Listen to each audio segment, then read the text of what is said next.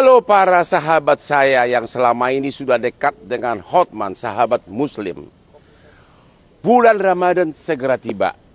Hotman punya keinginan untuk membangun masjid. Untuk saudara-saudara muslim Hotman Paris. Untuk saudara-saudara Hotman yang beragama Islam. Bagi yang punya lahan kosong, segera kabarin Hotman. Ayo, tulis di kolom komentar, Hotman tungguin. Tulis di kolom komentar, Hotman tungguin. Ini benar-benar Hotman mau membangun masjid untuk sahabat-sahabat Hotman Paris yang telah begitu baik selama ini sama Hotman. Oke? Hotman tunggu. Tulis di kolom komentar kalau Anda punya lahan kosong. Adillah pada kami tak bodoh, meski memang kami tak pandai. Tapi kami berjanji akan tetap mengkritik sesuai isi hati. Hei penguasa, ini kami rakyat jelata. Engkau ada untuk siapa? Hei penguasa, ini kami rakyat jelata. Mau sampaikan semua keluh kesah. Bekerjalah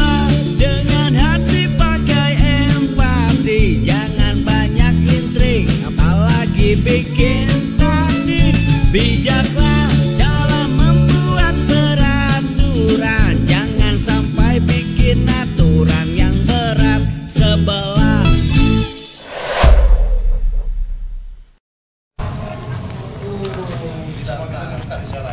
Amin. Ustadz usaha taat. Jadi Ustadz Dery ini akhir-akhir ini lagi rame banget jadi pembahasan. Karena katanya semua yang ketemu Ustadz masuk Islam. Nggak tahu kenapa orang tuh kayak kalau ketemu aku tuh jadi nggak minat, jadi kepengen. Iya. Kemarin Hotman Paris juga bilang lama-lama masuk Islam. Ntar lagi tuh. Oh, jadi Bang Hotman udah mau masuk Islam? Udah mau bangun masjid ya. Masya Allah. Doakan ya guys ya. Semuanya. Selanjutnya Ibu Salim insyaallah. masuk Islam juga? Amin insyaallah. Masya Allah. Namanya dia udah bangun masjid, nanti ngobrol, tahun. Masya Pokoknya Allah. amalnya itu udah Islam ya. Amalnya. Selanjutnya Jadi Sumargo insyaallah. dia di Sumargo. Besok kita podcast sama dia. Masuk Islam juga Ustaz? Insyaallah. Semua manusia kan itu ada ayatnya kan. Bisa ya. Setelah Deddy Corbuzier, sekarang Hotman Paris yang makin kagum pada Islam.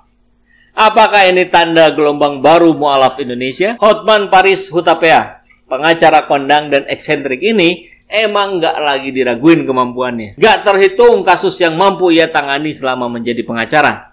Nggak hanya diapresiasi di dalam negeri, bahkan sejumlah media asing pun turut ngasih pujian ke Hotman Paris. Gaya dan aksi Hotman Paris Hutapea selalu menarik perhatian banyak orang, termasuk netizen. Punya sederet mobil mewah seperti Lamborghini dan Ferrari. Selain itu, tangannya penuh perhiasan mewah. Belum lagi koleksi berbagai barang mewah, mulai dari jam tangan, sepatu, dan yang lainnya.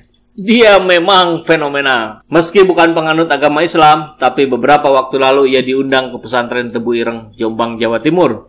Ziarah ke makam Gus Dur dan Kiai Haji Hashim Asy'ari, ulama besar pendiri Nahdlatul Ulama, sekaligus kakeknya Gus Dur.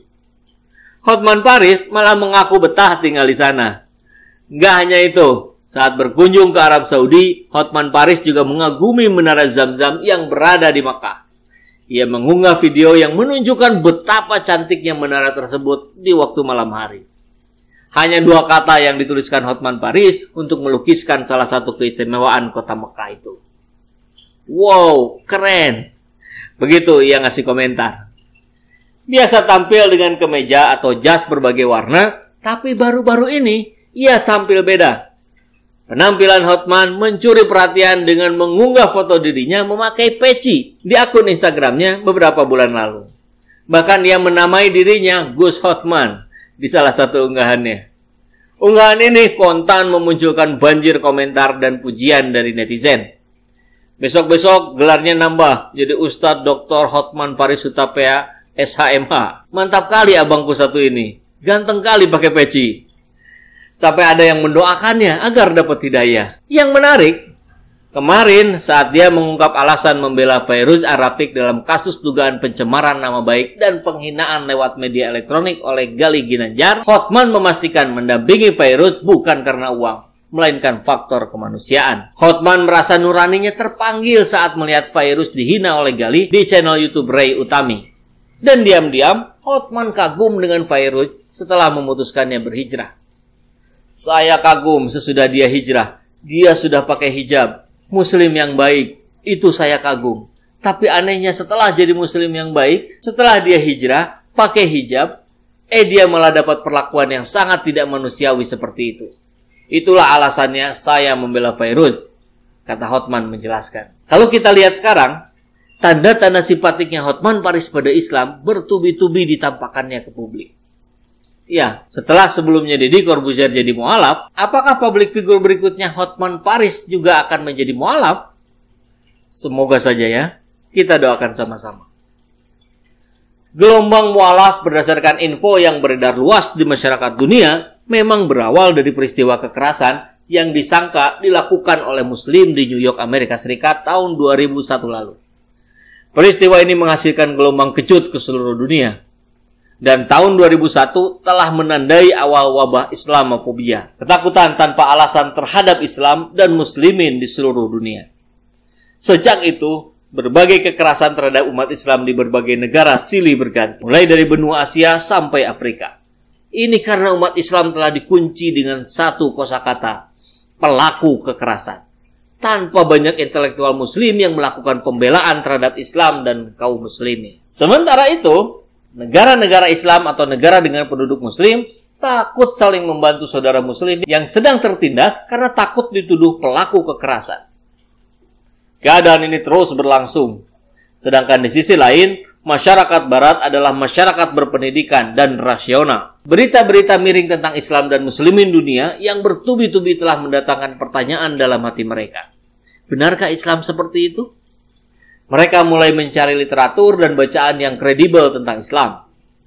Ada juga yang turun langsung ke lapangan membuat dokumentasi. Dan di antara mereka, ada yang mendatangi tempat atau negara yang dikabarkan sebagai sarang penjahat Muslim. Mereka telah melakukan berbagai tindakan nyata untuk memenuhi hasrat keingintahuan diri mereka yang merupakan bagian dari fitrah manusia. Salah satunya adalah Michael Moore yang punya hobi bikin film dokumentasi yang kemudian menjadi profesi. Film dokumenternya Fahrenheit 9/11 memenangkan beberapa penghargaan internasional dan menghasilkan $200 juta dari penonton seluruh dunia. Temuannya yang didokumentasikan telah mengejutkan dunia, khususnya tentang kebenaran Islam yang ditutup-tutupi oleh dunia Barat. Sesudah bersyahadat, ia membentangkan poster di depan Trump Hotel. We are Muslim. Kami semua Muslim. Oliver Stone adalah seorang produser film yang sukses di Hollywood. Apa saja difilmkan asal mendatangkan duit. Anaknya, Scan Stone yang berumur 27 tahun, ingin menapak jejak sang ayah dan pergi ke Iran untuk membuat film dokumenter di negara para pendukung kekerasan. Apa yang dilihatnya telah membuka mata hatinya bahwa Islam adalah indah. Dan ia pun urung membuat film. Ia bersyahadat dan belajar tentang Islam. Tony Blair adalah Perdana Menteri Inggris yang terkenal. Iparnya Lauren Booth senantiasa memantau TV akan aktivitas politik Tony Blair dan bertanya-tanya, benarkah Islam adalah seperti yang dimusuhi oleh Tony Blair? Setelah menelaah beberapa buku, ia datang ke masjid dan minta disyahadatkan. Inggris geger lagi. Perdana Menteri yang ingin mengalahkan Muslim ternyata tidak berdaya melawan ipar sendiri. Bagaimana akan mengalahkan Islam? Berderet nama selebriti dunia yang memeluk Islam atau yang disangka bukan Muslim, ternyata Muslim tulen dan mendapat publikasi yang mendunia. Langsung atau tidak, mereka adalah pendakwah.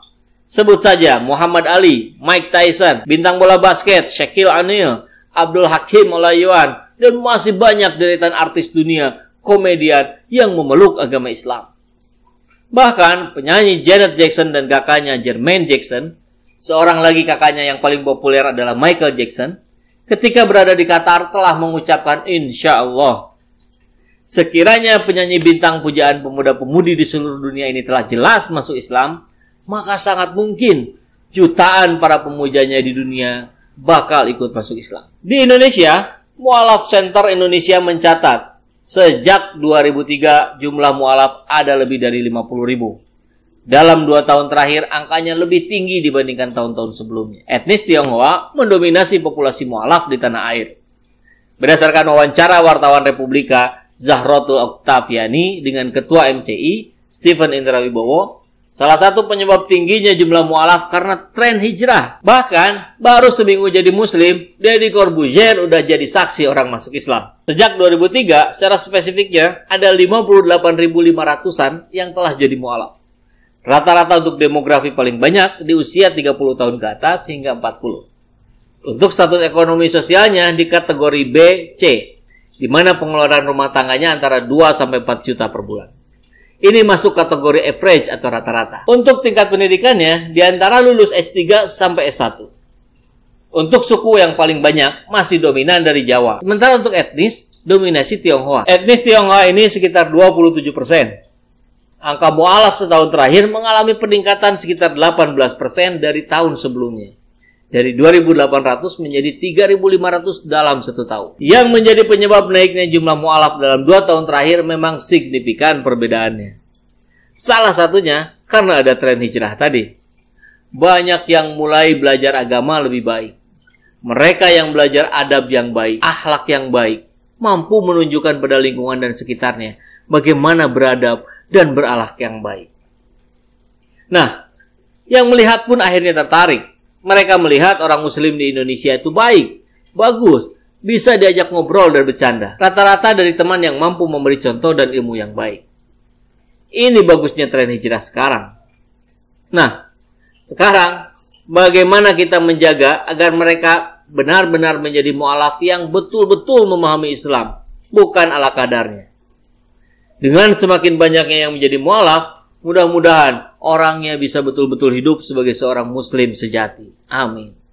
Ilmunya bertambah. Karena makna mu'alaf kan bukan sekedar baru masuk Islam, melainkan juga orang yang terpaut dan dilembutkan hatinya untuk menerima hidayah dari Allah Subhanahu wa Ta'ala. Nah, sekarang ini tantangan kita yang sudah menjadi muslim sejak lahir.